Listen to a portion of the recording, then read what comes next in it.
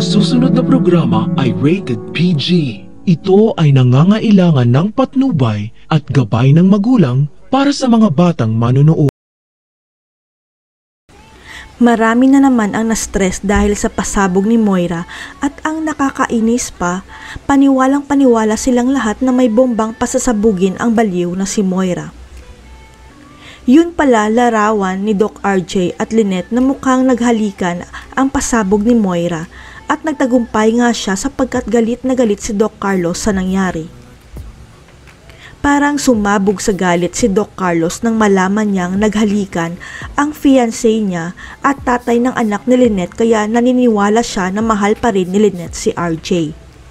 Ang lakas pa ng loob ni Doc Carlos na magtanong kay Lynette kung may tinatago pa ba silang sikreto ni Doc RJ at hindi man lang siya kinalibutan dahil mas malala pa ang sa kanya. Kung akala ni Doc Carlos na iniputan siya ni Lynette sa ulo, ano na lang ang ginagawa niyang pagpapanggap kay Lynette na malinis siya dahil wala siyang tinatagong sikreto. Inamin naman ni Doc RJ na kasalanan niya ang lahat pero hindi niya akalain na may ebidensya sa tangka niyang paghalik kay Lynette kaya galit na galit sa kanya si Annalyn. Ang pinapangamba ni Annalyn na hindi na magtitiwala sa kanila si Doc Carlos dahil sa ginawa ng tatay niya kaya hindi na sila magkakaroon muli ng family day. Kinabukasan nagpunta si Annalyn sa opisina ni Doc Carlos dahil ramdam niya na galit sa kanya ang future father-in-law niya kaya gusto niya sanang humingi ng pasensya. Pakiramdam kasi ni Annalyn kasalanan niya ang lahat kaya nasira ang engagement party ng dalawa pero hindi niya akalain na malaki pala ang problema sa kanya ni Doc Carlos. Sapagkat pinagtaasan ng boses ni Doc Carlos si Annalyn dahil si Annalyn pala ang sinisisi niya sa nangyari at hindi akalain ni Annalyn na grabe pala magalit si Doc Carlos. At hindi lang nagulat si Annalyn sa totoong kulay ni Doc Carlos sapagkat nalaman rin ni Annalyn na may pasa ang nanay Lynette niya sa braso dahil sa pagkahawak sa kanya ni Doc Carlos.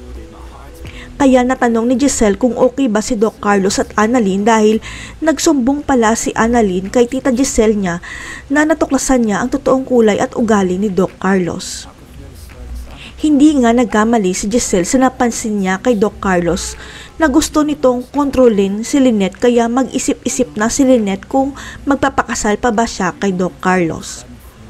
Paniwalang-paniwala pa naman si Chang Susan at Josa na sobrang bait ni Doc Carlos dahil hindi daw ito nagalit sa nangyari pero hindi nila alam na sa loob pala ang kulo nito. Nakaramdam naman ng pangamba si Annalyn dahil sa trato sa kanya ni Doc Carlos at sa pasa sa braso ng nanay Lynette niya at parang ayaw na niya matuloy ang kasal ng dalawa. Nakita naman ni Doc Linton na parang may problema si Annalyn kaya tinanong niya ito at nagsumbong sa kanya si Annalyn na tinaasan siya ng boses ni Doc Carlos at sinaktan ang nanay niya. Hindi makapaniwala si Doc Linton sa kanyang narinig kaya kukumprontahin niya si Doc Carlos kung bakit gano'n na lang ang pagtrato niya kay Lynette at Annalyn. Utang rin ni Doc Linton ang buhay niya kay Annalyn dahil niligtas siya nito na malulong sa droga kaya nagbanta si Doc Linton kay Doc Carlos na ilalantad na niya ang sikreto nito. Si Doc Carlos na kaya ang magiging bagong kontrabida sa buhay ni Lynette at Annalyn. Aalis na lang kaya si Lynette at Annalyn sa Eastridge dahil kay Doc Carlos? Abangan.